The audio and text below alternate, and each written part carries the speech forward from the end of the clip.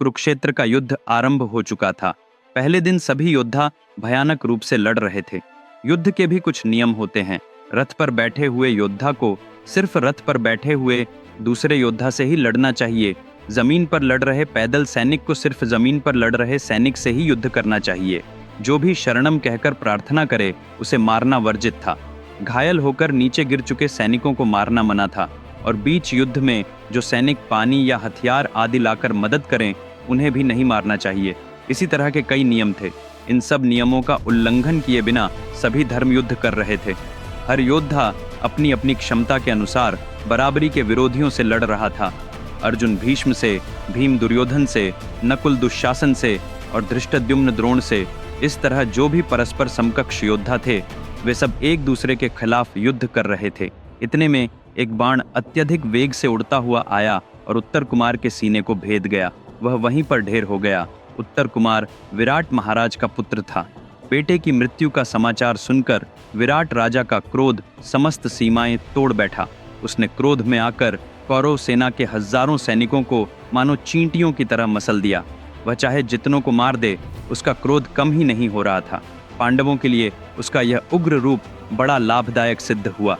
सांझ ढल गई। युद्ध रोकने के लिए शंख और नगाड़े बज उठे। सभी युद्ध विराम करके अपने अपने तंबुओं में विश्राम के लिए चले गए। उस दिन के अंत में पांडवों का पलड़ा भारी रहा। दुर्योधन को यह बात थोड़ी खटकी, पर उसने सोचा यह तो बस पहला दिन है और अपने मन को समझा लिया। उधर दोनों सेनाओं के भोजन की व्यवस्था का दायित्व संभाले हुए उडुपीराज ने सभी सैनिकों को भोजन परोसा। लेकिन आश्चर्य की बात यह थी कि भले ही उस दिन मारे गए सैनिकों की संख्या हजारों में हो, फिर भी बचे हुए सैनिकों के लिए बना भोजन बिल्कुल ठीक ठीक मात्रा में पूरा पड़ा। न कम बचा न अधिक। सभी को यह संदेह हुआ कि आखिर उडुपीराज को पहले से कैसे पता चल जाता है कि कितने लोग मरेंगे, ताकि वह इतना सटीक भोजन पका सके। किंतु फिर सबने इसे संयोग मानकर उस रात विश्राम किया। दोस्तों, अभी एक बेहद दिलचस्प कहानी पढ़ी।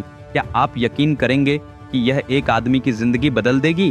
क्या आप मानते हैं कि अपने बच्चों को वह कहानी पढ़कर ही वे जीवन के लिए आवश्यक मूल्य सीख जाएंगे? क्या आप मानते हैं कि जीवन में जो भी समस्या आ रही है या आ रही है उसका समाधान सिर्फ एक कहानी पढ़ने से है? हाँ, यह संभव है, केवल मानव जाति के इतिहास में अब तक बताए गए सबसे महान महाकाव्य के साथ। यह महाभारत है। ये कहानी किसी सुपरहिट फिल्म से 100 गुना बेहतर है। यह एक चुनौती है। विक्रमादित्य के शब्दों में लिखी गई महाभारत की पूरी कहानी अमेजन और 44 ऑनलाइन स्टोर्स पर पुस्तक और ई बुक दोनों रूपों में उपलब्ध है। यह किताब दुनिया भर में 54 भाषाओं में उपलब्ध है। इस वीडियो के नीचे डिस्क्रिप्शन में लिंक दिए गए हैं। तुरंत ऑर्डर करें, क्योंकि यह सिर्फ एक किताब नहीं है, यह वह पुस्तकालय है जिसकी आपको अपने जीवन के लिए आवश्यकता है। उधर भीम ने सिर्फ उसी एक दिन में 2700 दुश्मन सैनिकों को मार गिराया। दूसरे दिन का युद्ध समाप्त हुआ और इस दिन भी पांडवों का पलड़ा भारी ही रहा। सभी ने भोजन किया। पहली रात की तरह दूसरी रात भी भोजन बिल्कुल सटीक मात्रा में बना था। लोगों को फिर से हैरानी हुई, आखिर उडुपीराज को पहले से कैसे पता चल जाता है कि कितने लोग मारे जाएंगे? लेकिन वह सवाल उस दिन भी सवाल ही बना रह गया। तीसरे दिन का युद्ध शुरू हुआ। कौरवों के सेनापति भीष्म ने गरुड़ व्यूह की रचना की, तो उसके जवाब में अर्जुन ने अर्धचंद्र व्यूह रचा। अर्जुन के एक बाण से भीष्म का धनुष 2 टुकड़ों में टूट गया। यह देखकर दुर्योधन के मन में भय पैदा हुआ। अगर भीष्म अभी मारे गए तो कौरव सेना आधी वहीं खत्म हो जाएगी, इसलिए अर्जुन का ध्यान भटकाना होगा। उसने अर्जुन की ओर 10,000 सैनिकों को भेज दिया। सबने अर्जुन के रथ को घेर लिया। अर्जुन ने एक नजर अपने रथ सारथी कृष्ण पर डाली, मानो पूछ रहा हो, अब क्या करूं? कृष्ण ने मुस्कुराकर धीरे से सिर हिलाया। अर्जुन ने एक बाण उठाया, कोई मंत्र झपकर उसे महेंद्रास्त्र के रूप में आकाश में छोड़ दिया। वह एक अकेला बाण आसमान में जाकर लाखों बाणों में बदल गया, जो धरती पर बरस पड़े। चारों तरफ से घिरे उन 10,000 सैनिकों को उन बाणों ने मानो नाग की तरह डस लिया। वे सभी वहीं मारे गए। किसी एक की भी जान नहीं बची। सबके शरीर के अंग अंग कटकर जमीन पर बिखर गए।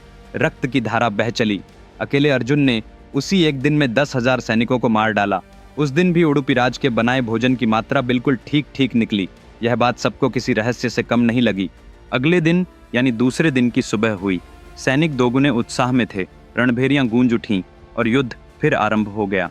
महाभारत में कहा जाता है कि उस युद्ध के दौरान घटी हर छोटी बड़ी बात लिखी गई है। कितने बाण चले, कौन किससे टकराया, कितने रथ टूटे, हर छोटी बात का विस्तार से वर्णन है। हम उन सभी सूक्ष्म विवरणों में नहीं जा सकते, पर सिर्फ मुख्य बातें जो आपको जाननी चाहिए वही बताऊंगा। उस दिन भीष्म और अर्जुन बहुत ही शानदार योद्धा के रूप में लड़ रहे थे। देवता लोग भी ऊपर से देख रहे थे और आपस में मानो क्रिकेट मैच की तरह बहस व दांव लगा रहे थे। कुछ कहते आज भीष्म ज्यादा प्रचंड रूप दिखाएंगे, तो कुछ कहते आज अर्जुन का पलड़ा भारी रहेगा। इतना रोमांच था इनके बीच के इस द्वंद्व में। पांडव सेना में भीषण युद्ध करने की ताकत असल में सिर्फ दो ही लोगों में थी, एक अर्जुन और दूसरा भीम। अर्जुन की ओर तो भीष्म जी लगे हुए थे। ऐसे में दुर्योधन ने सोचा कि भीम का आज अंत कर देना चाहिए। उसने पूरी कलिंग सेना के साथ भीम पर चढ़ाई कर दिया। युद्ध के बीच में भीम को अचानक लगा कि धरती तेजी से हिल रही है। उसने पलटकर देखा तो लगभग 10,000 हाथियों की विशाल सेना उसकी ओर बढ़ती चली आ रही थी, उसे मारने के इरादे से। भीम बिना क्षण भर सोचे गदा उठाए उसी ओर दौड़ पड़ा और सामने वाले हाथी पर उछलकर हवा में ही जोर से गरजते हुए उसकी खोपड़ी पर गदा से एक भीषण प्रहार कर दिया। बस उसी पल उस हाथी का मस्तक फट गया और उसकी पीठ पर बैठा सैनिक भी उसी झटके से मारा गया। देखते ही देखते पूरी हाथी दल ने भीम को घेर लिया। भीम गरजा, मुझे तो यही चाहिए था, और गदा के प्रहार से हाथियों की खोपड़ियां फूटने लगीं। उनके दांत मानो झाड़ू के तिनकों की तरह टूटने लगे। कलिंग सेना के सिपाहियों को वह मुट्ठी भरकर कुचलता जा रहा था। भीम अकेला ही 10,000 हाथियों की बराबर ताकत रखता है। यह बात प्रमाण सहित सिद्ध हो गई। कलिंग सेना ने यह समझ लिया कि भीम को कोई कुछ नहीं कर सकता और वे जान बचाने के लिए पीछे मुड़कर देखे बिना भाग निकले। उस दिन के अंत में भी पांडवों का ही पलड़ा भारी रहा। उसी रोज कर्ण का बेटा वृषण भी मारा गया। चौथे दिन का युद्ध शुरू हुआ। इस बार भीम को कैसे भी मार देने की ठानकर दुर्योधन ने मगध की पूरी सेना उसके खिलाफ भेज दी। जैसे भीम ने कलिंग सेना को समाप्त किया था, वैसे ही उसने मगध सेना को भी मटियामेट कर दिया। इतने में एक भाला बड़ी तेजी से आया और भीम के सीने में जा धंसा। उसके धक्के से भीम वहीं मूर्छित होकर गिर पड़ा। वह भाला दुर्योधन ने ही फेंका था।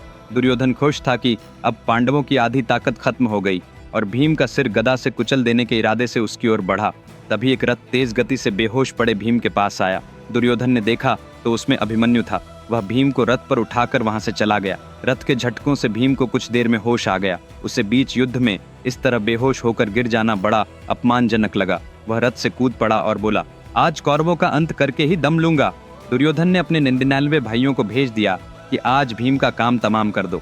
भीम गरजा, अच्छा मिले तुम सब, और अपने प्रताप से दुर्योधन के 8 भाइयों को मार डाला। शेष सभी अपनी जान हथेली पर लिए भाग निकले।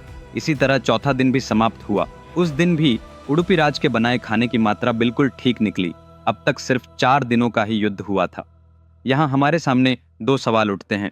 पहला, उडुपी राज इतनी सही मात्रा में भोजन कैसे पका पा रहा था? दूसरा, कर्ण आखिर है कहाँ? वह युद्ध भूमि में क्यों नहीं दिख रहा? वह कब आएगा? अब कुरुक्षेत्र युद्ध का 5वां दिन शुरू हुआ। कौरवों के सेनापति भीष्म ने मकर व्यूह रचा, जबकि पांडवों के सेनापति धर्मराज ने उसके विरोध में गरुड़ व्यूह की रणनीति अपनाई। अर्जुन ने भीष्म के मकर व्यूह को भेदकर अपनी सेना के साथ उसमें प्रवेश कर लिया। अकेले इस दिन अर्जुन ने कौरव सेना के 25,000 सैनिकों को मौत के घाट उतार दिया। 5वां दिन पूरा होते होते पांडव और कौरव फिर लगभग बराबरी पर आ गए। दोस्तों, अगले एपिसोड में कंटेंट एक अलग लेवल का होगा, इसे मत चूकिए।